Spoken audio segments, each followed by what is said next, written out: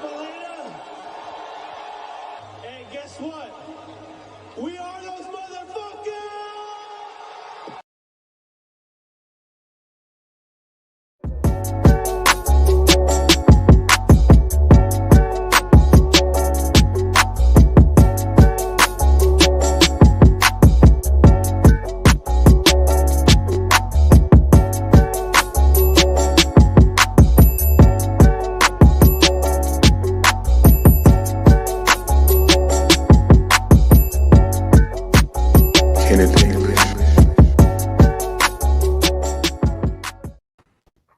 Hey, what's going on, everybody? Welcome back to Frolfcenter, presented by Frolfer Magazine. I'm Austin Lytle, and just first and foremost, just want to tell you guys to subscribe to our YouTube channel, do all that good stuff. It helps us out. You know, it goes a long way. You can win some big stuff. Speaking of winning stuff, tonight at the end of our show, we're giving away a disc. More to be revealed about that later on. But yeah, stay tuned at the end of the show. Big announcement.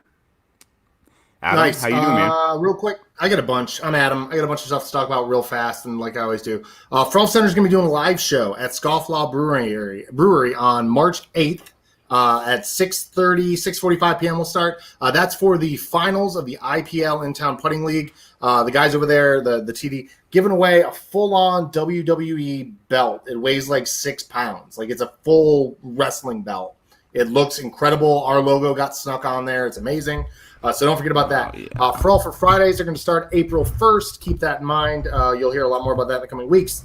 The ADGO's back. Bag tags, baby. We got these nifty little plastic guys. Twisted Flyers couldn't get us any plastic this year, so we went with these. You'll see we got a little Braves homage on there. Ooh, that's sick. I didn't even notice that in the picture. Yeah, that's right. It's pretty That's good. Sick, anyway, dude. So yeah, it's coming up. And thanks to the homies at Solomon, they sent me 2 pairs of these XA Collider 2s. One Gore-Tex, one not Gore-Tex. I've been wearing the non-Gore-Tex the last couple days. They're really fun. I'll probably have a review up in a couple of weeks. I'm gonna beat these Gore-Tex ones up a little bit first. So anyway, that's all I got. I'm long-winded. Those look about my size. Cody's back. Hey guys, I'm back. Hey Cody, how you doing, man? Made it. I'm alive. I'm doing well. Super excited about tonight's podcast. I'm excited every night's podcast, but tonight, super excited seeing all this guy's videos. By the way, our hearts go out to Johnny McRae and his family. Super sad news. Man. That's craziness. Yeah, we saw the video today of him walking out of the hospital. So that honor. Yeah, he's definitely thankful. Definitely good to see him. You know what? You know what would pay for his hospital stay and everything? What's that? Halo Polecats. I mean, yeah. I mean, everyone's doing. EV7's doing. Phil Arthur signed 100 discs that they're going to send out. I know Latitude's doing their stuff. So there's a lot of ways you can help support Johnny McRae right now, which is cool too. So. Before we get carried away, just go check out the frother.com for some merch. Adam, yeah, we have lots of it. Awesome, cool. Anyway, our guest tonight is one of the more unique individuals in disc golf. He's the face of a brand that's kind of moving the sport in a direction that it needs to head anyway. You guys know him. He's got a great YouTube channel. It's Jesse from Trash Panda. What's up, buddy? How's it going? Good, man. Good, man. I'm going to get you on the big screen real quick. It's always a hassle. There it is. Thank you so much for coming on. Oh, pleasure. Thanks for having me. Thank you. Jesse, when was the first time you ever played disc golf? Who took you out? Where were you? What was the course? I know that's your guys' first question. It's such a weird one for me because I don't remember it distinctly, but it was somewhere in 2008, and it was I had like a group of buddies, and my buddies, their older brothers, all got into the sport. So they brought us in, and we were all freshmen in high school, and that's when we started playing. And then it was one of those moments where you got a competitive group of like freshman high school dudes and who can throw the farthest and stuff like that. So we got hooked immediately because of that. It was just like, let's go, let's do this thing. So yeah, 2008, it's been, I'd say since probably 2012, it's been my main hobby just because we all got into it. We played throughout high school, like consistently. And then going into college and everything, it was just my respite. It was my time. So the time to get away. Yeah, for sure. It all started with like, it's the classic story. Innova starter set, DX Leopard in my parents' yard, like just trying to throw it as far. I luckily grew up on some property, so I had room to throw. but like trying to throw it as far as I could, and then like eventually threw it into my neighbor's blackberry bushes and then my neighbor's pond. And then I was like, okay, I've outgrown the yard, so let's go to the field. So yeah. And what was the course you first went and played? So I grew up in Auburn, California. Auburn Regional Park is the spot. And it's an amazing course for anyone who's watched or wants to go watch. U.S. Women's Disc Golf Championship last year was in NorCal. It was at 3 different courses, 3 different days, but day 1 was Auburn. And for reference, Paige shot -2. So, and that was the hot round of the day. So, yeah, it's not championship like insane level, but it's not an ease. Like it's not a walk in the park. I was gonna say, it was a perfect course. Championship sounds like. Yeah. Not Northwoods though. Yeah. Yeah. Are you still in the area? What was your most recent round? No, I'm in Colorado now. Okay. And I live in Denver. My wife is from here and absolutely love it out here. Grew up, if you don't know Auburn, it's close to Tahoe. So I always grew up with like Colorado is just like Tahoe on crack. So right. I'm happy to be out here. She's from here. We're close to family. And so my most recent round was actually this morning with Jason from another round, Denver. We played at Center Hills. He used to be a Georgia guy. Jason Knowles. Yeah. Dude, he and I used to tear up some MA3 together. You tell him you played with Adam Wesolowski. He'll know what you're talking about. Dude, that's awesome. Tell Jason we said what's up. I remember old Jason. Yeah, we had a good morning round. The weather's like finally warming up a little bit, so it's not finally like as in like it's in the 30s. Yeah, I mean it's not. It was really low in snow. So for Denver, for like Michigan and Minnesota and Wisconsin, they'd be like, quit crying. So where are my shorts at? Well, we're down here and it got up to about 55 today, and I was 66. I almost took my hoodie off.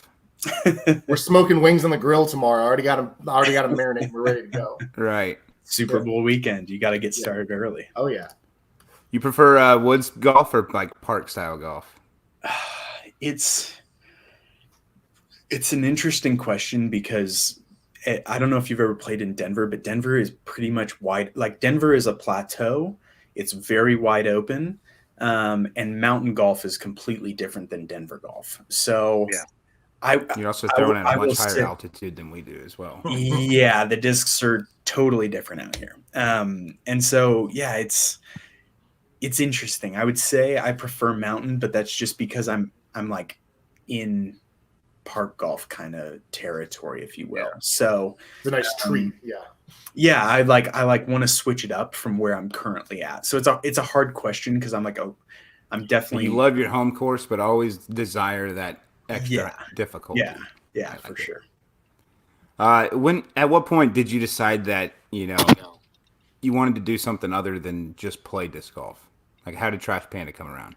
Yeah, that's a great question. So I started playing in 2008, and then pretty quickly I was like, we're throwing these plastic frisbees throughout these courses, and why aren't people taking plastics that are in landfills and creating islands in the ocean? And why aren't we taking those plastics and using them in disc golf? And it'd be really cool to see someone make recycled. And obviously, like Innova had their Echo line, Latitude had their recycled lines. And so I saw that, but I was just kind of like, why don't we take plastic from elsewhere and bring it in?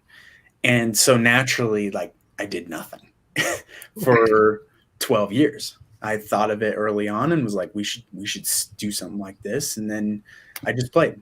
And I never really wanted to do something more with it outside of play with the homies and really kind of enjoy the sport for what we all love it for, which is like especially those casual rounds with just like when it's just perfect. When it's frolfing, when it's not golf. Yeah, when it's frolf, yeah. And so actually a fun story that I don't think really anyone knows is like one of the first times I ever played disc golf, it was frisbee golf. And it was when I was like 4 or 5 in Iowa on my grandparents' farm with frisbees, and it was target golf. So Yeah, it was like, or object golf. So that was, yeah, frolfing is, I guess, how I started technically. But yeah, so then fast forward 12 years, I've been thinking about that. I wanted to see something happen, and eventually I just realized, like, sometimes you have to create the future you want to see. So that was when I decided to go all in on Trash Panda. Nice. And so for our viewers at home that haven't heard of Trash Panda yet and all that, without taking up too much time, because there's a lot to talk about, and that's why he's got hours of content on YouTube that you guys should go check out, because every video is entertaining. So can you just give everybody like a quick brand and mission, and tell them what you've been doing for the past year and a half? Of course. Trash Panda is all about growing the sport of disc golf sustainably. And we believe in the future of disc golf. And one of the biggest questions we ask is, what's the cost of enjoying a sport we hold so dear when future generations might not be able to?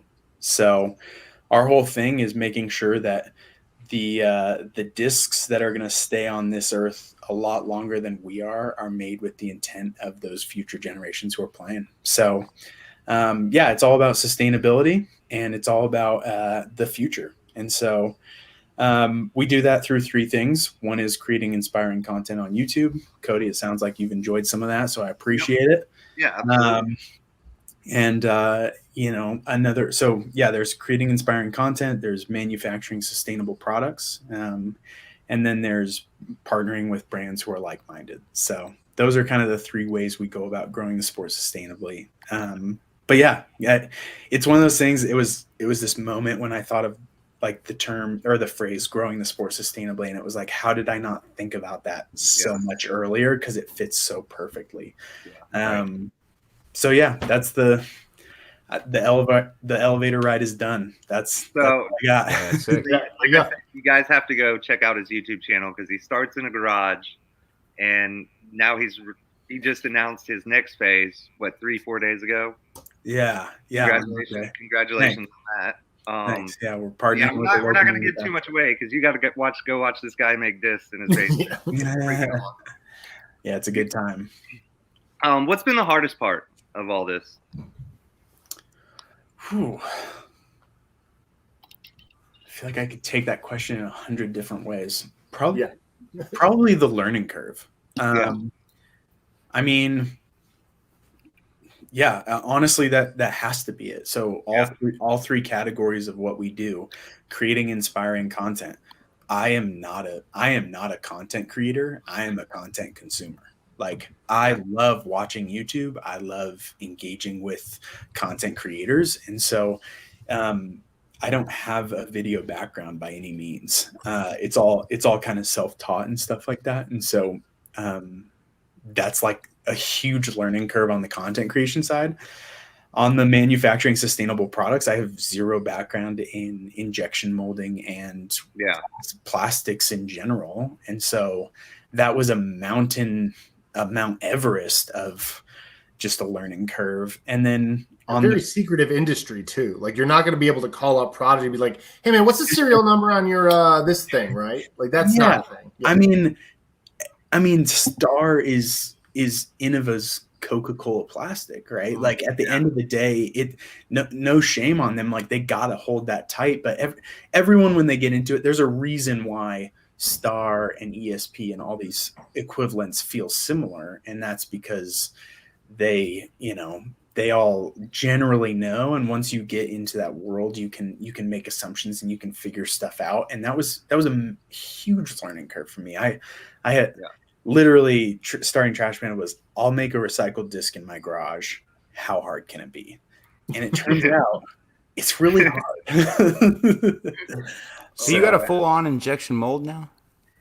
Yeah, so we've kind of moved through a few different phases. It started out, the whole series that started the channel was building my own injection molding machine in my garage. And so that was the beginning.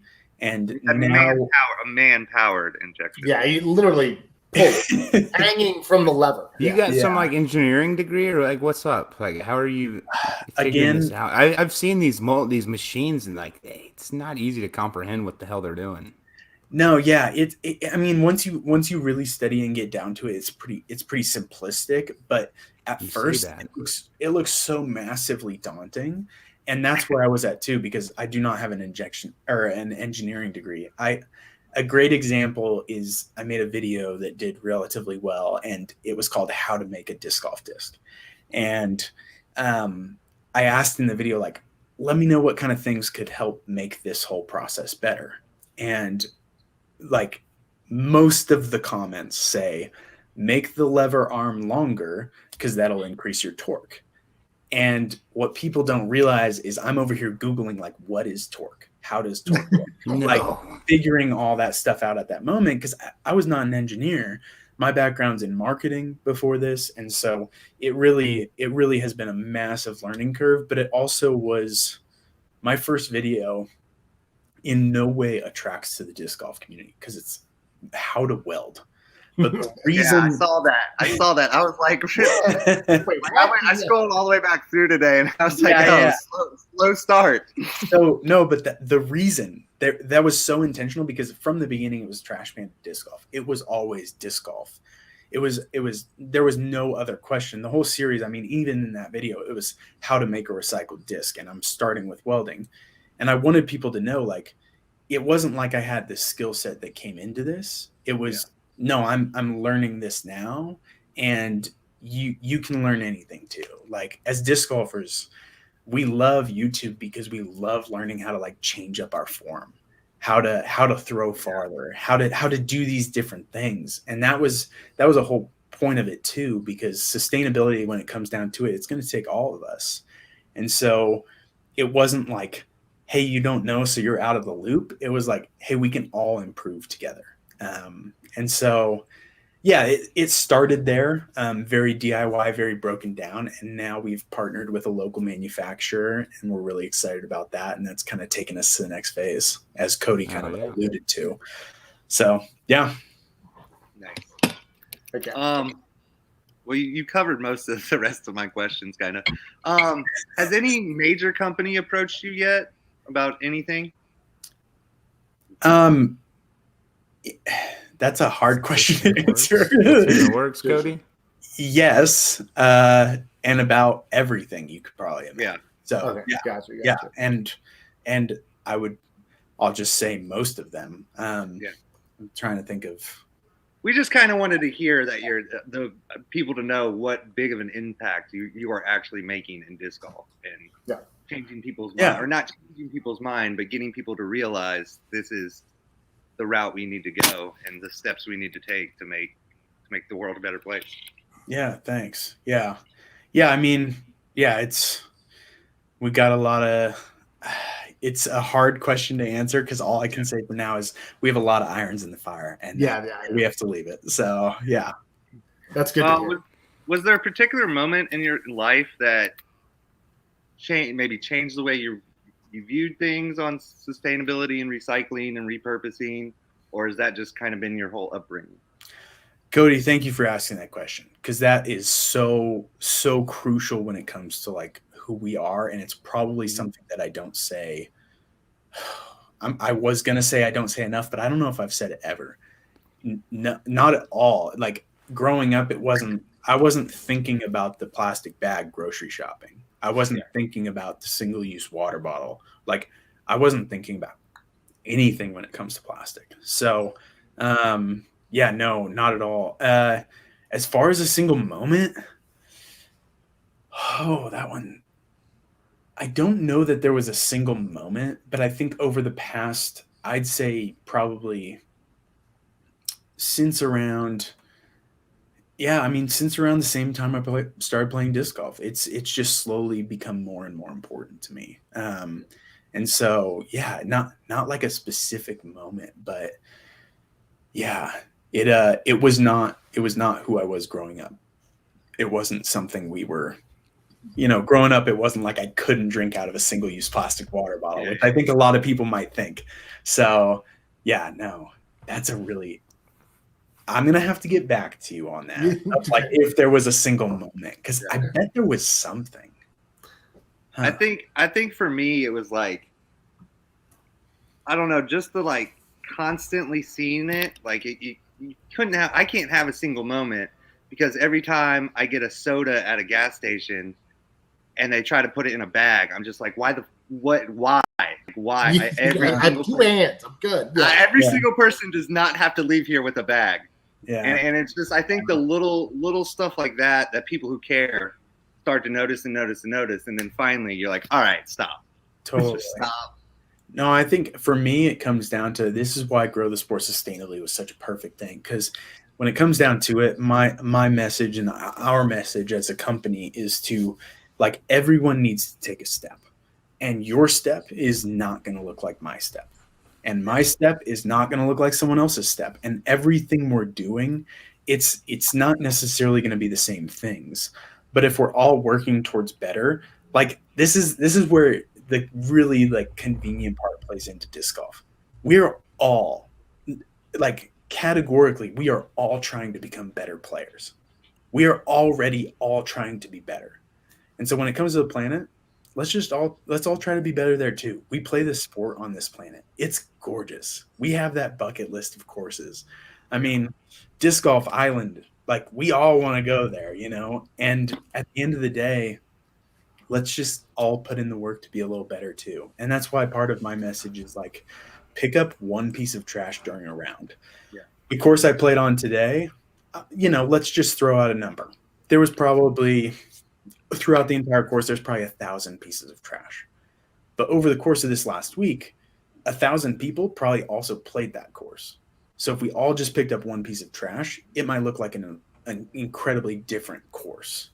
And I guess that's where this goes back to your question, Cody, of, like, yeah, when I first started playing, I was, along with my friends, bitching about the trash on the course, and then we'd step right over it and move on, and we wouldn't pick it up.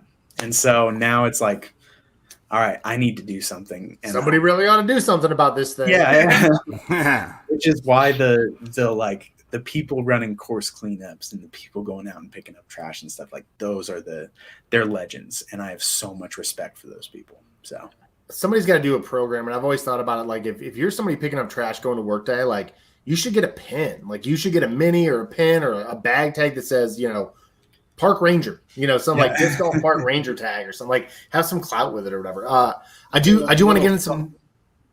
Yeah, like, you get a gold star. You get a gold star. Just gold star for each course you pick up trash at. We just have a chalkboard at the kiosk and just draw stars next to their names. Better yet, just write your name on the basket. Yeah, there you go. I cleaned up this bat. No. We'll give them stickers that says I cleaned. Yeah, anyway. Yeah, I was going to say, slap a sticker on that basket. Yeah, perfect. Clean up after yourself. I do want to get in some nuts and bolts real quick. If I'm looking around my house or my pantry, what plastic in my house is going to make the best disc golf disc when you shred it down, melt it, and make it? None. Hands down, none of the plastic in your house. So where are you getting your raw material, and what is it? It's a great question. So this is going to be a little bit of a journey, but let's go. Every single plastic is engineered to perform a certain task. So when you're looking around your house, that Tupperware, that bottle cap, that water bottle, that, like, single-use water bottle to reusable water bottle, all of these things, the trash can, the recycling bin, like, all of it is engineered to perform a specific task. And discs are the same. So discs are made to do a very specific thing. And that's why, like, we would use, and it gets down into the nitty-gritty, like, we would use most people would use a different type of disc plastic to putt than they would to drive. And at the end of the day, like, that is, all of it is being engineered to do something. Fly through the air, hit a tree, versus land in a basket and react well with chains. And so no one really knows how many plastics there are out there, like how many types of plastic. It all comes down to chemistry, and it's just like there are thousands to tens of thousands of plastics out there. The stuff in your house is not made to be a frisbee that hits a tree at 60 miles per hour. It's going to want to crack. Everything's going to blow up. It's just going to shatter. Yeah. Okay. And so, yeah, I mean, like disc golf plastics are a type of plastic that is also like has minerals and additives inside of it. And so it is truly engineered to be a disc golf plastic. Nothing else is that, because it's engineered to be something else. So it's a really, again, I would have never started Trash Panda had I thought, I'll make a disc in my garage. How hard could it be? Oh, it's that hard? Maybe I won't do this. I don't want to throw this bottle of laundry detergent away. I'll just make a disc out of it, right? Yeah. Genuinely, starting out, I was like, Tide bottle, that's got to be a perfect. That's going to be plenty for a putter, yeah. Turns out it's like slippery as hell, and it breaks on a tree. So it's not a perfect disc, but I thought it would be. And that's, I'm very grateful that I did have that naivete moving in. But yeah, so, I mean, bottom line, nothing in your house, but there's a way to still take plastics that end up in landfills and in, oceans and disc golf courses and stuff that's everywhere. There's a way to take that and make it into a product for disc golf regardless. So like I sell minis right now. Those minis do not, like the plastic those minis are made from does not make good discs. But it makes a fine mini because you can have a cookie for a mini. It doesn't matter. Mini composition doesn't matter. It Right. doesn't need to be it doesn't need to perform a certain task. Actually, that's one of his quotes in Oh, yeah. You use cookie dough. Yeah. Well, I was calling out Andrew Marweed for the cookie. Yeah. Yeah, that was so good. Yeah. I actually have one of those minis right here. Yeah. So where do you so in making the minis, are you using household trash? Are you procuring it from a recycling center? Is it largely free to you? Like, how do you get the plastic to do what you do with it? Yeah, that's a great question. Oh, no way. Yeah. Dude, is that run one? Yeah. I'll get on the big screen. What here. number is it? I number every single mini on the back. Put it on the big screen. What there. number is that? 637. Dude. It's like seeing a long lost child. I got it dude. from Rick. Rick Sullivan. Dude, I made that in May of last year. Like I was hanging on a machine in my garage making that thing. It really is like a lost child because every single run has been different in some capacity. So like looking at it, I can say that was run one. That's Nice. that's fun. Dang, that doesn't happen a ton. Anyway, so yeah, plastic is not it's not free because I'm working with a local recycler. I'm very it's very convenient and very just amazing to happen to be next to, like I'm just a couple miles away from the biggest recycler in the region, which is like a 10-state region. Nice. So yeah, they run about 1 million pounds a month through them. And I'm able to, like early on, when one of the difficult things with recycled plastic is they're really not selling it in smaller quantities than the pallet or like Gaylord, which is about 1,200 pounds of plastic, or the truckload. And starting out, I was like, I need 20 pounds. Yeah. And I built a relationship locally where they'd let me walk in with a 50-gallon trash can and a shovel and just like scoop my shit out and take care of it. So it's they are like, I stand on their shoulders and I'm so grateful for them. I have them listed on my website. And they continue to be an incredible partner. So That's awesome. yeah, that's where I'm sourcing. Heck yeah, good here. And But that way it's not free. To clarify, Yeah. not that I need to. It's just everything has a cost. Yeah, of course. Yeah. You're in their building. They're paying liability insurance. They got to sell you something, right? Mm-hmm. Can you and have you learned anything by shredding and melting someone else's disc golf discs and remolding them? Yeah, that's a great question. You guys are a little choppy on your end. Do you? I just want to make sure. Oh, it's a little skippy right here, but I think we're gonna probably work through it. Okay, I think I'm good now too. Yeah. Sometimes it's a So hiccup. cool. I just want to make sure.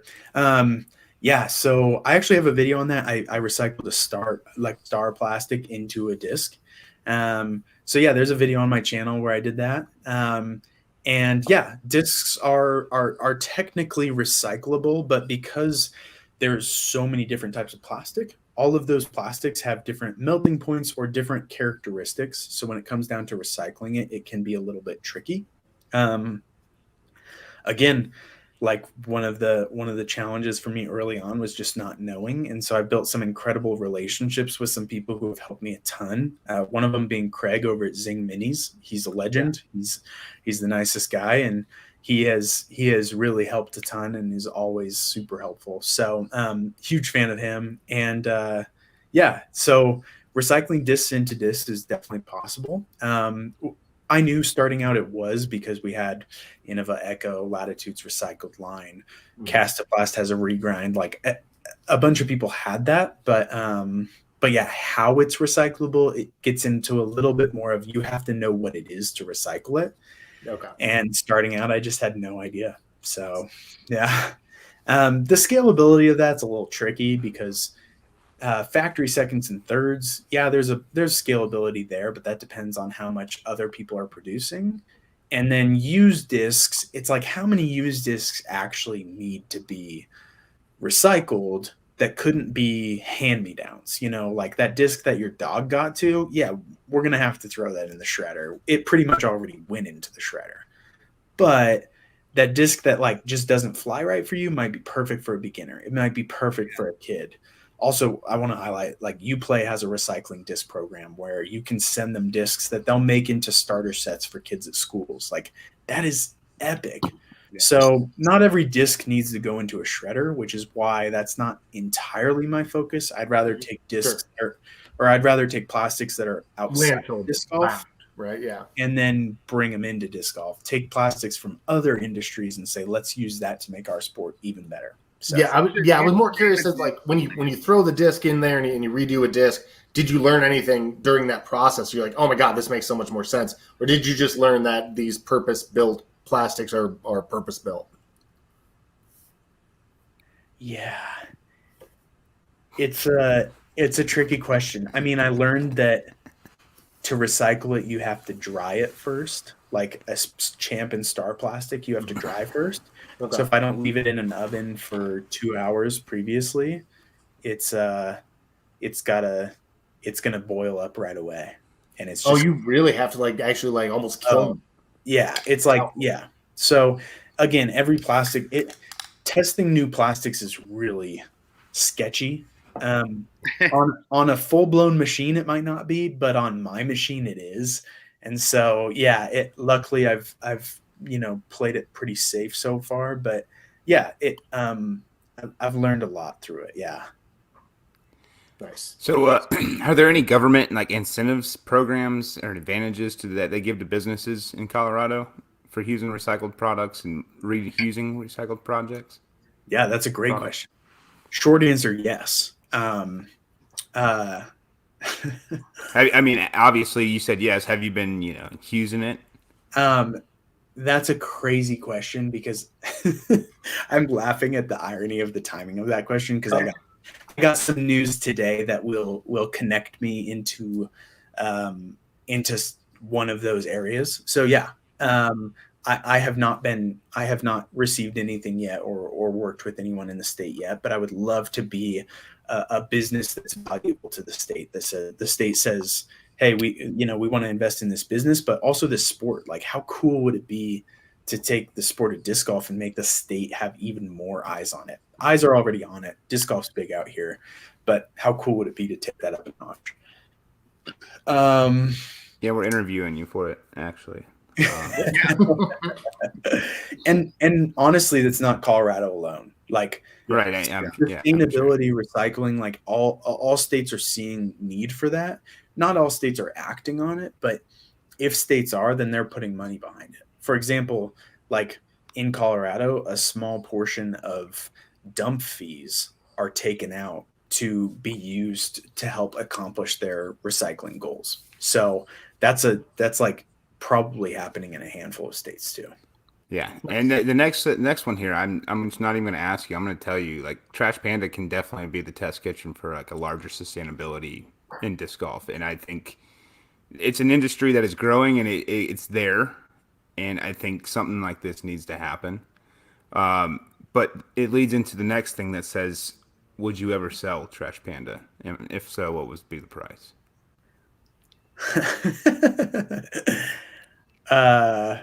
Like, say this thing takes off. Well, thank you for asking. Thank you first for your comment, because I agree. Right. Did you lose me? Am I back? No, you're fine. No, I hear you all the way clear. It's just like Okay. Susie skipping a little Yeah, bit. the videos might skip every once in a while, but your voices. Yeah, the audio's all there. Awesome. Okay. So, yeah, awesome. Thanks for asking. As far as your comment, 100% yes. Like, I agree with you. That's why I'm doing this every day. As far as selling, there's no exit plan for me right now in terms of like what I'd be looking for. If someone, there have been 2 conversations about that so far, and they've very quickly been like, thanks, but no thanks. So Right. it's not of interest to me. This is a mission that I feel personally, like the mission of Trash Panda to grow the sport sustainably is something I feel personally invested in. So yeah, it's Yeah, for sure, man. If you're passionate about price. something and love what you're doing, you're never going to work a day in your life, right? Yeah, no That's what price, they no say. price on that one. So yeah. So who's got the best recycled discs in the market? I mean, the technical answer is no one, because all of the recycled lines that exist are not currently being manufactured. Oh, okay. So Innova has their Echo line. They did a line for Discmania that obviously has been, smushed. Latitude has 3 recycled lines for Trilogy. Castaplast has a regrind. None of those are currently in production. So I've heard word from manufacturers before that it's almost too much of a cost to try to regrind and reuse them than it is to just keep pumping out new plastic. yeah, I mean, Because you have to spend time and regrind all that plastic, and then, like you said, you have to cure it and then use it again and mix it in with some of like the old stuff and go like 80-20. totally.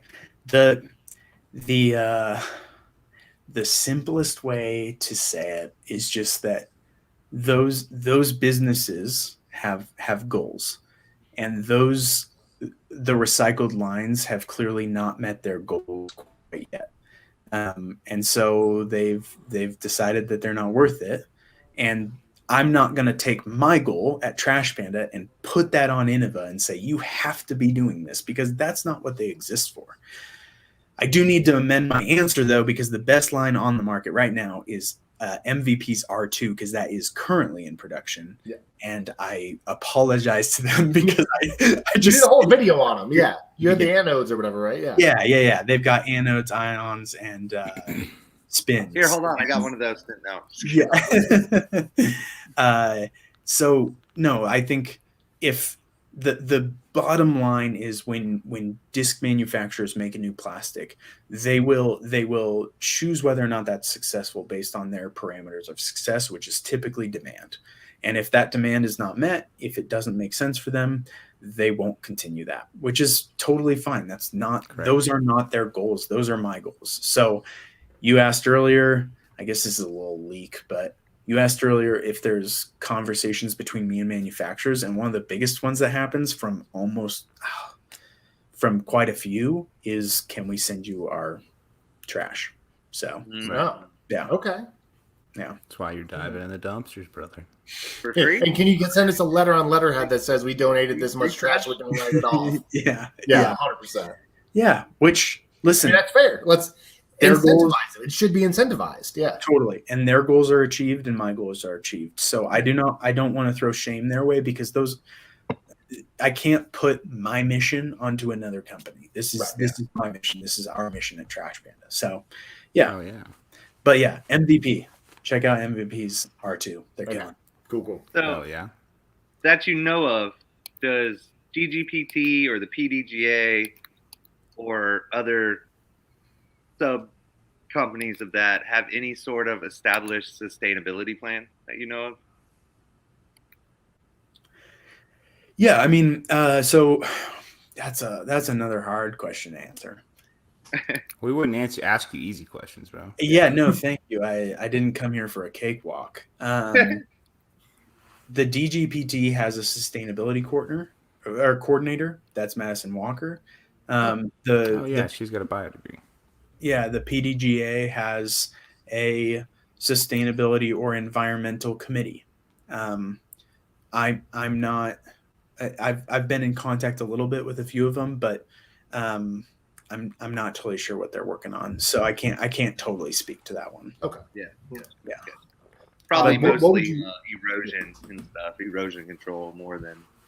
Yeah, like sustainable course maintenance kind of stuff. I think that. Yeah, would, again, that would, I can't speak to what they're working on. They might be doing some incredible things behind the scene that I just don't know about. So Yeah. I'm Okay, just not sure. fair enough. So let's say I'm regular Joe Doe disc golfer and there's Jane Doe disc golfer. What's the simplest way for me to reduce my environmental impact when I'm on the course? The simplest thing I can do as a regular old disc golfer. The first thing I always say is just pick up one piece of trash. That's not even, yeah. it's not even your impact. I fundamentally believe in one of Trash Panda's fundamental beliefs is that it doesn't have to be our fault to be our responsibility. And so we will take responsibility for something that's not our fault. I'm not the guy who leaves trash on the course. I am the guy who picks up trash on the course. And I have a huge, again, like we're going back to those people who are hosting cleanups and who are cleaning up every single week, like massive respect for those people. They are choosing actively. This isn't my fault, but it is my responsibility. Outside of that, there's a handful of things. I had a partnership with Gatekeeper Media where we did 5 tips to be an eco-friendly disc golfer in 2022. Talked about anything from buying used discs to supporting companies that are doing sustainable things to shipping your discs in sustainable materials. So there are a handful of things we can do, and that goes back to the mission of Trash Panda, which comes down to like it's like all of us should take a step, but like your step shouldn't be mine. And my step won't be that person's. So, yeah. Now, what about when you think about a tournament and all of the accoutrements that accompany a tournament? Is there something that tournament directors might be able to do a little better on the sustainability and the ecological front there? Anything just grind your gears? You walk up to a tournament, you're like, God, come on. You guys are really asking all the questions today. Yeah. I mean, this doesn't sit on the tournament directors, but tournament directors have to allot a certain amount of money to go to player packs, and player packs often hold a plastic item that people will never use. So that could be discs, that could be minis, whatever. Keychains. So I think, I think there's a simple things there. I mean, it comes down to like, I also fundamentally believe that like I don't have the best ideas.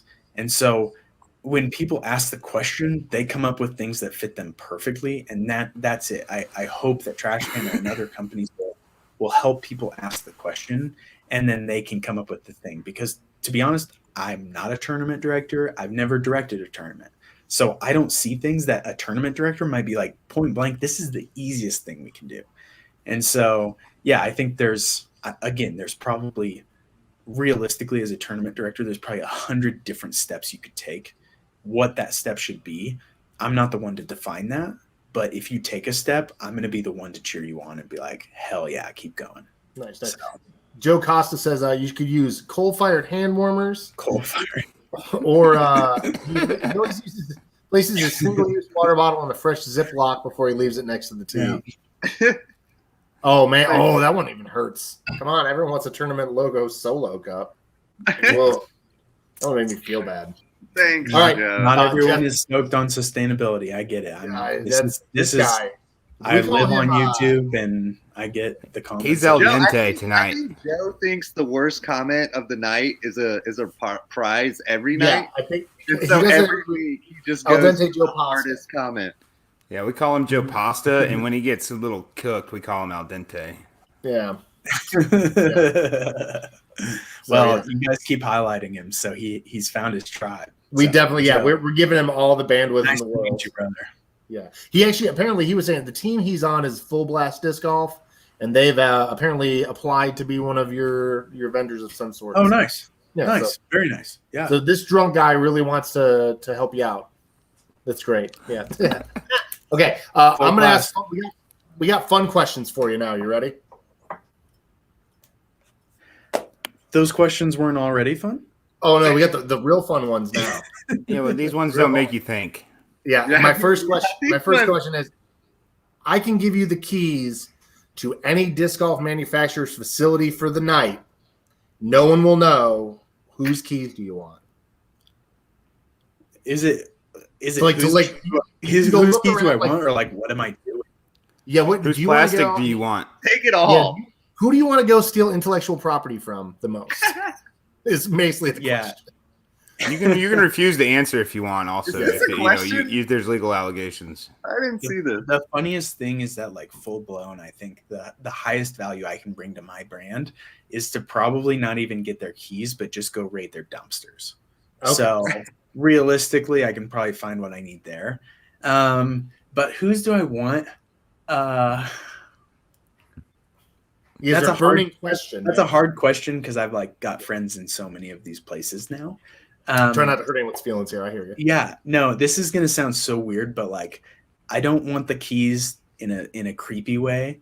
But I love what Loft is doing. Okay. Every disc they make doesn't feel like any other disc you've felt, and they are truly innovating on the sport. And like every disc manufacturer sits within a paradigm that is the PDGA technical standards. And they have to innovate within that paradigm. And a lot of discs we feel the same. But those that are like really pushing the boundaries, like that's super interesting to me. Have you felt or seen Lone Star discs yet? I have not felt Lone Star discs yet. I know who they are. I've seen them, but I haven't thrown any of theirs. Do you know about the owner? It's the complete opposite story of you.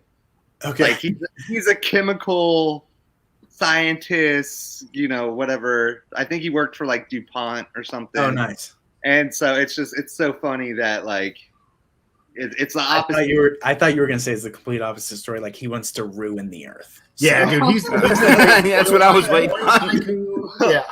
Well, no, he knew everything going into it, and you knew nothing. He drives a jet to work. You guys, no, that's awesome. That's super cool. I'll dig into his story a little more because that's really cool. I've heard of him. Our mutual friend Leah is now sponsored by them. Oh yeah, yeah. So, what is your celebration meal? Yeah, you knew the answer already. Come on now. No, I literally thought beer at the first moment, which is in most places it's not a beer. I don't have a beer, but cheers. I like liquid bread. I see your grapefruit water, and I raise you my own grapefruit water.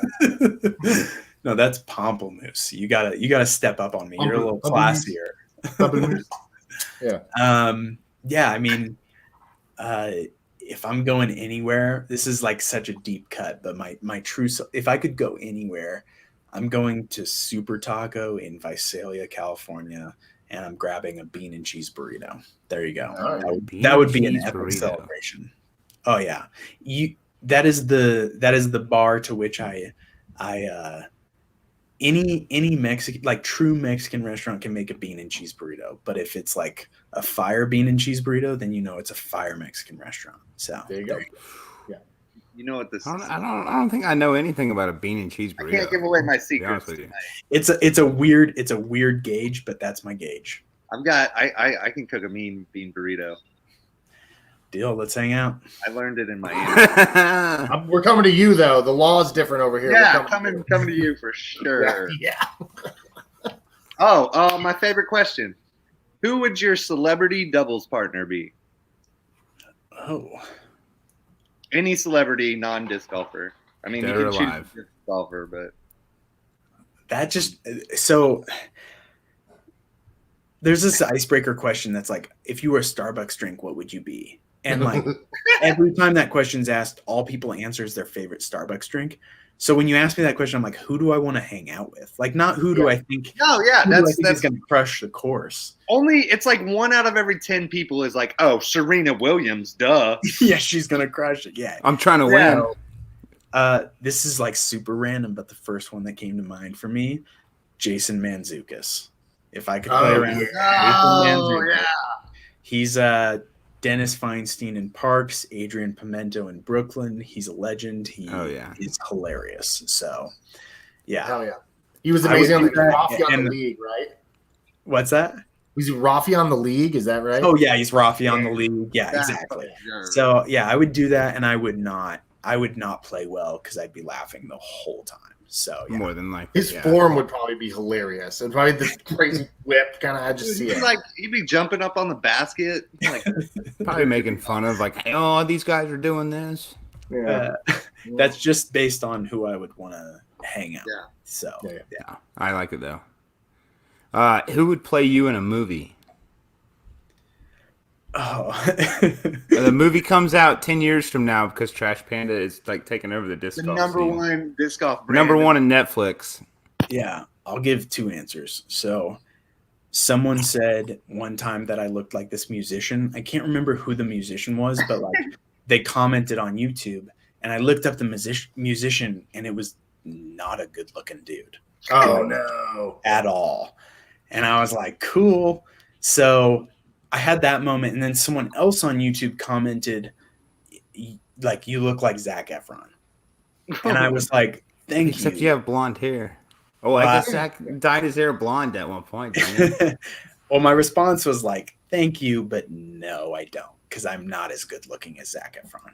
So if we could take those two and like somewhere between, then I'd be super happy. So you can put them in the shredder and melt them down and then put them in the injection molding. There you go. It would become a Trash Panda version of Zac Efron and this musician. Yeah, yeah. Who would I want? Like, who would the dream be to play me? God, I don't know, like Andy Samberg or something. Like, I would take that all day. But that would be hilarious. Like, oh, I'm just gonna start making discs in my basement. Yeah. Oh, that'd be. That almost seems like a Lonely Island concept album. I'm gonna make frisbees for frisbee golf. Secret formula in my garage. I mean, the way disc golf's going, it very well could be a thing here in like 10 years. 10, okay. Oh no, Kreischer's playing disc golf now. Oh yeah, Bert Kreischer. Oh yeah, dude. Oh, yeah, I saw Goodbye, that. frisbee. Like, and he's got some skill with this like EX. He's got that Anheuser Leopard. Yeah, I can't turn the leopard over, so he throws it on like a 45. He's like, I'm gonna aim over here, and he's like, it's like when Nico wants to throw over 450, he does it like that, right? Yeah. Anyway, he's never I gonna could throw over 450. Yeah. Okay, I want to know what would be your walk-up song at a tournament, and then also what's your guilty pleasure song in the car that you're like belting when no one's around? Oh man, guilty pleasure song right now, like today, is I don't belt any, like I don't even really sing any songs, but like the one I'm like vibing the hardest to right now is Happier Than Ever, Billie Eilish. Okay. All right. If you would say that's not yours, you're lying. Period. That's the one right now. Okay. As far as my walk-up song, I've always been like really like I've always been a really chill music kind of guy, so something that like centers me. As far as a walk-up song, that's that's something that's got to get you hyped. Medusa, Dirty Heads. Or do you want to be hyped before you throw? I'll give you this. What would get me the most hyped? You guys know Robbie C. Disc Golf. Yeah, I watch videos of him because it's somehow linked to you. Yeah, Robbie C. Disc Golf. Rob, he's been having a fight about zones and pigs in the comment section. So yeah. I used to bag apes, so he's asking. Okay, that's what that's about. Why are you bagging an ape in Colorado? I didn't bag an ape in Colorado. I used to bag an ape back in California. But yeah, no, headwind, I guess. Maybe. For walk-up song. Yeah. Every video from Robbie C ends with like this hype song. I'll take that. That would hype me up. Every single video from him, it's the same song, and I would take that video. Oh yeah. Right on. That's good. Most important question. I don't even think you've got Waffle House. That's why I got the second question in there. Have you ever had Waffle snooze House? Order? I don't have Waffle House. Are you talking about Snooze, an AM eatery? Yeah. That's So I've never So, had like, snooze. we What always about ask Whataburger? I know what Whataburger is. we a ask backup. people what their Waffle House order was, and if not, we try to find like a local breakfast spot. Yeah. And I think Snooze is one that's in Denver. It is. I got a It's buddy so who just random moved there. because He goes, we don't know anything on the menu though. Yeah, I've been to Waffle House probably 2 times. I couldn't even tell you my order, but I love a good Belgian. So you waffle. did it right. Yeah, you did it right. Well, You're they're definitely not late Belgian night- waffles at Waffle House. Yeah. Right. Yeah. I'm a big breakfast guy, so I'll take anything. You'll take anything. Yeah, breakfast is breakfast in your house. Got it. All-star special. Check. Perfect. Check. Send him his. Yeah, send him that's his. two eggs scrambled Right now, it's getting a or fight. over Waffle House. medium. Yeah. Oh yeah, I thought we were gonna ask this question at the beginning. Totally forgot. Why is it called Trash Panda? Oh, Is I your think surgeon- that's kind of obvious. This is funny. You guys are the very first people to ask me that. Leave it That's to us. it's a question I thought would come sooner, but you guys are the first. Honestly, there's like 10 reasons that come together to make it the perfect name for me. At the end of the day, it's an assortment of of branding. Like, people don't think of disc golf as a branding like saturated market, but at the end of the day, every disc has a name, especially from like an Innova or a Discraft, where the names can be anything versus like Prodigy names aren't necessarily names you would name your business. There's really a saturated market when it comes to branding. So part of it was, what's no one going to call something? Part of it was what echoes my brand, what echoes what we will be doing, what echoes our mission. But point blank, what it comes down to is it's the name my wife liked the most. So it's the name we went with. Dude, you've There been you go. waiting your whole Dang, life to that's- answer that question. There you go. Yeah, the Outro Birdie Club Mix is the song title. There we go. Good. Club mix. Club Mix. Okay. We play a game on here sometimes, more often than not these days, called Dope or Nope. And so I'm gonna ask you about 5 things. You get to say whether they are dope or nope, but you do not get to explain your answers. And we now have blackmail on you for the rest of your career. Are you ready? It's really fun. This is a really fun one. It sounds like so. Really fun. All right. Dope or nope? Visors. Oh, nope. Nope. Okay. But I know I can't explain my answer, but I wear my beanie above my ears. So Well, I don't we're gonna have get to room that. talk. Give me just a second here. You can't explain anything else, okay? Okay. I understand got it. I know the rules now. I'm good. We're good. Dope or nope? Guys who use baby strollers for disc golf carts. Nope. Nope. Okay. Dope or nope? Adult-sized beanies. Obviously not. What is an adult size? Is that past the ears? It was a joke. Yeah, it's the. I know you're. Because I'm wearing baby size beanie. Yeah. Ear warmers. Nope. Nope. Okay. Foundation disc golf.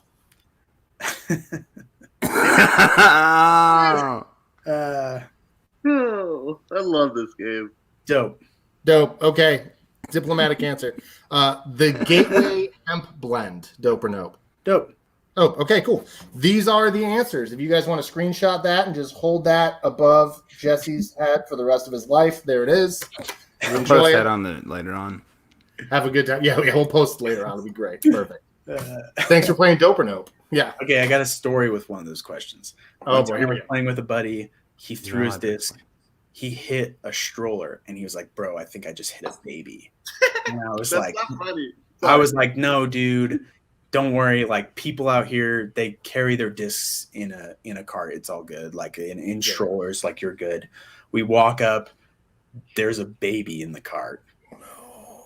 It Not didn't. funny. It didn't hit the baby, so we're good. My But, wife. But it was like a very close call, and I was like, "No, it's a stroller on a disc golf course. Those don't hold babies." Yeah, it's got Bud Lights and the dude's scrunchy because he's probably got a great ponytail. There's and already a so- 12-pack of empty cans on the bottom side. bunch of Mick Ultras and a Twisted Tea. You know, Twisted Tea, Yeah. one of those he's good, and then he has to drink the Mick Ultras to sober up. Oh, fun. Wait, hold on. Do any of you guys use carts or like strollers? No. Just Joe Costa. Just Joe Costa. That was Joe Yeah, Costa. Well, I I didn't ask that because I knew Joe used. No, it's all good. No. It's just a thing we always ask. It's like that, or we asked dad hats a bunch of times, and then we made dad hats, so we just had they're just dope now. Pretty dope. Yeah, pretty dope now. I do use a cart, but only on I use a cart. But it's not a ridge roller though. It's an actual disc golf cart. It's not a ridge stroller. roller. Yeah. No, it's an actual disc golf cart. Yeah. Oh, Joe Costa said it's really good for picking up random trash left on the course. Oh yeah. Yeah, it is true. There we go. You should get him a shopping cart for that, Joe. You get you a big Zuka It kind tire. of does look like a shopping cart when he pushes it around. All right, Jesse. Thanks for coming on, dude. Do you got any questions or advice for us? No. Okay. No, grow, like, keep doing what you're doing. Like, thank you. The whole idea with grow the sport sustainably, the reason it felt so perfect for me was because that last word, sustainably, perfectly summarizes my mission. But everyone's doing grow the sport blank. Like, everyone's doing their version of that. A lot of them are doing grow the industry. I don't know if you noticed that. Grow the industry. Oh, yeah? Is that I don't know if you saw the helicopters. Yeah. Am I going to have to change my entire trademark? No, I think you're good on that. No, I'm just playing. As long as you got helicopters in your promo videos, you're good. Yeah. No, keep crushing it. I think this podcast is fantastic. You guys are killing it, and thanks for having me on. It's a pleasure. Hell yeah, man. I'm going to give you the big screen, let you tell everyone how to follow you, how to support you, what they need to know. You tell them goodbye. We'll send you home. Thanks a lot for coming on. Thanks, Jesse. All right, everybody. Just want to say thanks for having me, Frolfcenter, Frolfer Magazine. It was seriously such a pleasure. Adam, Austin, Cody, thank you guys. The main thing you need to do is pick up one piece of trash next time you're playing. You don't need to follow me. If you want to, you can search Trash Panda and you'll probably find me. But at the end of the day, pick up a piece of trash, have fun out there, and enjoy your next round. Cheers, guys. Beautiful. Cheers. Beautiful. That was a great episode. That dude was awesome. Yeah. We should get him back. We'll have to ask him about. It's a little soon to start asking people about New Year's, but we'll definitely bug him about. Yeah. I kind of want to run a Trash Panda event. Like, I want him to be the title sponsor of my event, and like everything that we give out is minis recycled. Pack. Yeah. Yeah, and it goes out in a brown paper bag that they can burn on the tee pad. So see if you can get an injection molded solo cup. No, stop. We're bad. Yeah, we're awful. Austin, I'm gonna give you the big screen. You got like a big one. Oh, here we go. Big announcement. Hey, everybody. First off, I want to say thank you to my sponsors, Bomb Squad Disc Golf and Prodigy Discs. I don't even know which one I want to show you first.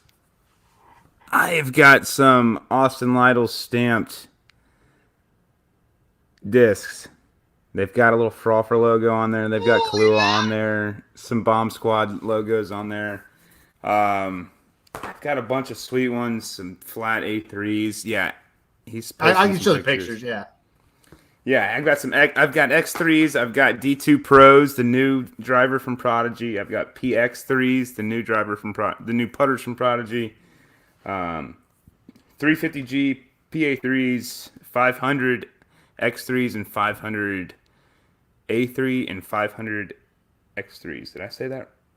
And F1s. Sorry. Anyways. Yeah. I've got a bunch of discs. They've got my stamp on it. I'd like to thank Ryan Harris also for designing that. A good buddy of the show. Yeah, I'll put them up again here. Hold on. Let's this picture. I think this picture's got a really good look at the stamp. We got Kahlua on there. Yeah, all Young Lou's on there, and Harris designed this. This one's that's an X3, by the way, and I think it's already claimed. I do like the swirls. You got some swirls. That one went directly into my bag. And then what about the Rossas in your bag too? But yeah, no, the Rossas are up for grabs. I'm not going to take that from the people. No, the Rossas in my bag. Sorry. You don't even have a PDGA membership, Cody. Yeah, if you want the Rasta PA3, holler. But anyways, hey, I want to do a giveaway tonight with these discs. I think the first comment in the comment section who knows the tournament director of my first Open B tier. I think that's a good question. Do you want to give him a hint? It started It's 2000. No, it's a couple years ago. All right. Well, It's been years, when but yeah. Yeah. Tournament director, first open B tier. Do your research. I will go back in the comments and I'll reach out to you. They're gonna comment on it right now. Yeah, they're gonna and comment. I will give you a new PX3, 500 PX3. Ooh, put that up there. Put that up there. It looks like a mushroom. It's upside down. Down. Okay, yeah. Looks like a mushroom. Nice. God, it's good. Was it Thomas Elm? No, it wasn't Thomas Elm. No, that's your only guess, Joe. That's Joe's only guess. Joe. Joe doesn't get another guess. Yeah, 500 PX3. It's coming to you. I will reach out to you in the comments. We'll check back in about a week, and I'll let you know next week who won. Cool. I think I'm gonna get out of here first, guys. Other than that, if you want to reach out to me, I'll sell you some discs. Yeah, guys. I'm gonna bounce first. Let you guys bounce last. Don't forget, like I said, March 8th, we're gonna be at Scofflaw Brewing doing Frolfcenter live for the finals of the IPL. I'll also have the booth out there, so if you haven't picked up one of the new dad hats or a crew neck or anything, we'll be out there as well. I'm Adam. Oh, next week. Let me announce next week before I get out of here real quick. You guys may have heard of this guy. He's the current US DGC champion. Oh, Nathan Queen. No, Disc Golf Pro DGPT. Yeah, right. I was like, when did we get him on? Yeah, wrong. DGPT. Yeah, Paul Macbeth isn't really coming good on at any this soon, golf, but Chris guys. Dickerson will be back soon. Yeah, we do. Yeah, Dickerson. But Nathan Quinn will be first. Nathan Quinn. Hell yeah. I think George from Dark Ace is going to pop in during that show too, but we're not quite sure. George might have to work. So anyway, I'm Adam. Talk to you later. That's awesome, dude. I will go next and tell you if you want any of these discs from me, I am always available. Send me a message on Facebook. And that's normally the best way to reach me. They're going for $25 a piece. It helps a lot.